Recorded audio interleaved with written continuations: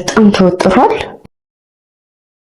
የተጠቀምኩት 1 ማንኪያ ሩዝ ነው። ምክንያቱም ሲበስል ስለሚበዛ ወዛም ፊት የሆንን ሰዎች ፊታችን ሴንሲቲቭ ስለሆነ የምናዘጋጀው ማንኛውም ማስክ ንጽህና ሊኖረው ስለሚገባ ሩዜን 2-3 ጊዜ አጥቤዋለሁ ማለት ነው። ብርቱካንም ለምሰራው ማስክ አስፈላጊ ስለሆነ ብርቱካኔንም እጥብ አድርጌ ቆራረጥኩኝና እጫጩን ሩዝ ውስጥ አብሮ እንዲበስል ከተትኩት።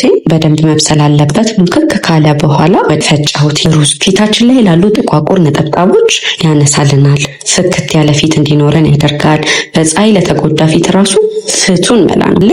ወዛም የሆኑ ሰዎች በውሃ ብቻ በጥብጠን መቀባት ነው። ድራይ እና ኮምቢኔሽን የሆነ ስኪን ያላችሁ ሰዎች ደግሞ በማርም ሊሆን ይችላል፣ በቪታሚን ኤ ጠብታም ሊሆን ይችላል። ብጥብጥ አድርጋችሁ መቀባት ነው። ሽታው ልነግራችሁ አልችልም፣ እንዴት ደስ እንደሚል ብሉኝ ነው የሚለው። ከለሩም እንደምታዩት በጣም ነው የሚያምረው። ትንንሾቹን በበረዶ እቃ ገለበጥኳቸው፣ ምክንያቱም በረዶ ቤት ነው ማስቀምጠው፣ ለረጅም ጊዜ ይጠቅመኛል። የችኛዋን አንዷን ደግሞ ብሪጅ በራፍ ላይ አስቀምጥኳት። ከዛ በኋላ እሱን ከመጠቀሚ በፊት ምንድነው በመጀመሪያ የማደርገው ቀሲል እንደምታዩት ፊቴን ማሳጅ አረገዋለሁኝ ለ1-2 ደቂቃ ያህል በደንብ አሽቼው። ከዛ በኋላ ትጥብልና እንደምታዩት አሁን ያዘጋጀኋት ማስክ ናት። በጣም ነው ሽታው ደስ የሚለው። ከኬሚካል ነፃ የሆነ ነገር ነው። ታጠብኩት ፊቴን ራሱ ለስ ባለ ውሃ ነው፣ ምክንያቱም የቆዳዬ ቀዳዳ ከፈትፈት እንዲል። በጣም ተወጥሯል።